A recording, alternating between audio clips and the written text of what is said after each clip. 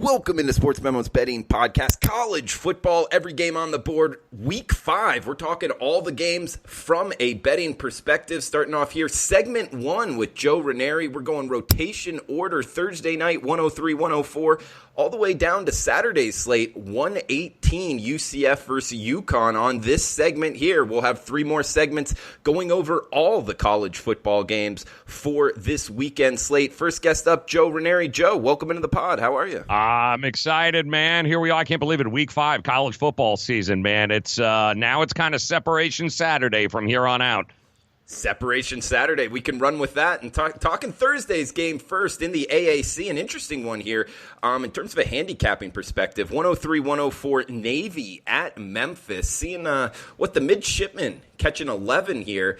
And, you know, Memphis is a team, last year it was a close game, Joe, but it was rainy and windy, something to keep into account. I'm not sure the weather here in Memphis for Thursday nighter, but we're seeing a total of 53.5 or 54 in the Thursday night game. What are you thinking here in the AAC?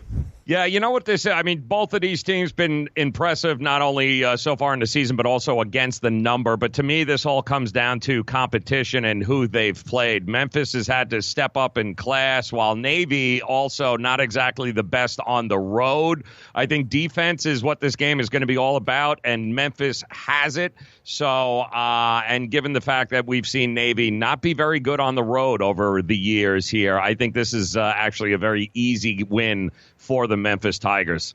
I like Memphis as well, and the extra time to prepare for the option helping the home team in this one. I would look to lay it with Memphis minus 11 with you, Joe. We got Duke at Virginia Tech starting off the Friday night light slate, 105, 106, 7 p.m. Eastern kick here on ESPN. 52 the total, minus 2.5 or minus 3. This is an important one to shop around, guys, depending on which team you're looking to bet to get that 2.5 or 3 number, key number there, with Virginia Tech laying those numbers at home in Lane Stadium. Total of 52 here, Joe. Yeah, this is another one of those games. Both teams coming off a bye week, 2-1. They've had a little extra time to prepare for each other. Duke has been impressive. They've pretty much, outside of that opening game against Alabama, they've blown away their opponents, while Virginia Tech had a little bit of a problem against Old Dominion, and Furman, almost lost that game outright to Furman. So I don't know. To me, the Blue Devils, the trends point to them 8-2 against the spread in their last 10 road games. The Hokies, 3-9 against the number in their last 12 overall, including 0-3 this season. Duke looks like the more complete team to me as far as I'm concerned, so I'll take them plus the points in this matchup. Maybe a wrong team favored type scenario here. So liking Duke plus the 3 there. We got Penn State at Maryland in the Big Ten on Friday Night Lights. Don't see that too often. A good one here, though, Joe. Minus 6.5, the Nittany Lions laying on the road. 61.5 the total. Yeah, again, both teams coming off a bye week, going to make this game a little bit more interesting, I think. Penn State, unbeaten. They've actually worked out a pair of blowout wins. They had a bit of trouble against Pittsburgh, but we also saw UCF had some trouble with Pittsburgh, so not necessarily a bad thing. Maryland, 2-1 on the season, got upended by Temple the last game. You know, the Terps struggle against the number in these Big Ten matchups. They've only covered the spread once. I like the Nittany Lions in this game, man. I've got to give the edge to them. It's a pretty big number, too, 6.5. So I still like the Nittany Lions to be able to get this job done. Okay, good one there in the Big Ten. We also have a good one here in the Mountain West. Air Force hosting San Jose State. Of course, San Jose State going into Arkansas and coming out victorious. Seeing a 55.5 as the total, with the Air Force Falcons laying a big number here, Joe. Minus 18.5, I'm seeing. Yeah, they what a trail they left San Jose State and Arkansas. They're still licking their wounds there, trying to figure out what the hell just came in here and ran us over. And you wrote $1.5 million check to have them come and beat your ass.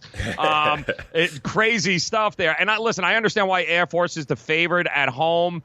That option is a killer. We know that with the service academies. But, I don't know, man. This Spartans team, the San Jose State team, they played really well against Arkansas, and I think they can carry that offense. Some say it's a situational spot where coming off a big win, maybe it'll be a letdown. I don't know. I watched that game. I like what I see from San Jose State, and 19, 20 points, somewhere in that ballpark. I think it's way too many for Air Force to be to laying out and expect to cover. So I'm going to take the points. Give me San Jose State. All right, Joe, and heading to the nightcap on Friday night, a good one in the Pac-12. We got Arizona State at Cal, seeing the Cal Golden Bears laying -4.5. There is a -5 out there in the marketplace as we're talking. 40 being the total, low total here, Joe, but it's low for a reason. I mean, Herm Edwards has got Arizona State playing some great defense. Cal, as we know, plays great defense. I don't know, man. I'm thinking Forks up plus the points, but this is a game I haven't bet as of yet. What are you thinking here with the Sun Devils and Golden Bears? Yeah, listen, I saw California go on the road, have to play a 12 o'clock game, SEC. Everyone's like, oh, no, they're not going to. Yeah, no, they won, even though the refs kind of blew it there at the end. But the bottom line is California is a real team. Cal is rolling right now, both defense and offense. And listen, I love Herm. I love Arizona State. Defense, they gave up a few points, though, against Colorado last time. I still love them. I think they're a work in progress on offense. And, I really do like Cal in this game here. I think they're the better team right now, in better form. I like them to be able to win this game. All right, Joe, let's move on down the line to the Saturday slate here. In the Big Ten, we got Northwestern at Wisconsin. Man, the Badgers are a tough team to step in front of, but they are having to lay 24.5 in Camp Randall, 46 the total, Joe. Yeah, I mean, the Wildcats couldn't slow down Michigan State, right? So now they're 1-2 on the season. They're also 1-5 against the number in the last 6. But you mentioned it, Wisconsin. Wow, I don't know what to say there. Michigan, big head scratcher there, but they've also covered 5 of their last 6 games. So Wisconsin has won 2 of the last 3 against Northwestern. I like them as the favorite, not only in the Western Division, but we could be looking at playoff situation here with this Wisconsin Badgers team. I don't think they'll have any trouble covering the spread in this one. All right, Joe, we got the Demon Deacons of Wake Forest up at Boston College, 71.5 being the total, with Wake laying 6.5 on the highway.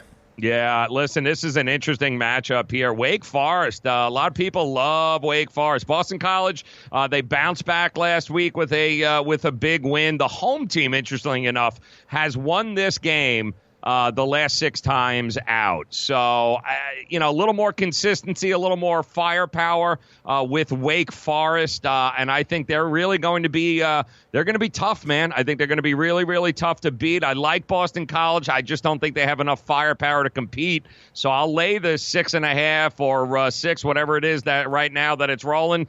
Give me Wake Forest. All right, liking the Demon Deacons on the road. We got 1 game left in this segment. Then we'll bring in Mid-Major Matt to hit the segment number 2 out of the 4 college football every game on the board podcast each and every week during the regular season and bowl season during football season.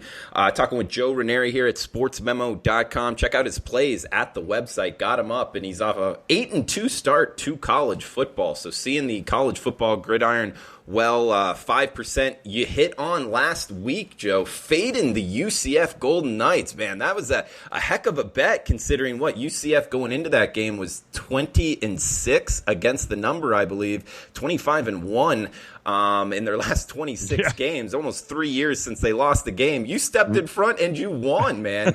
Good bet there. We're seeing a whole different storyline, though, man. UConn at UCF. This is a 44 UCF is laying. Yes, you heard that correctly. UCF laying -44 in the bounce house. Total is 64. Got any interest in getting involved with UCF again, Joe?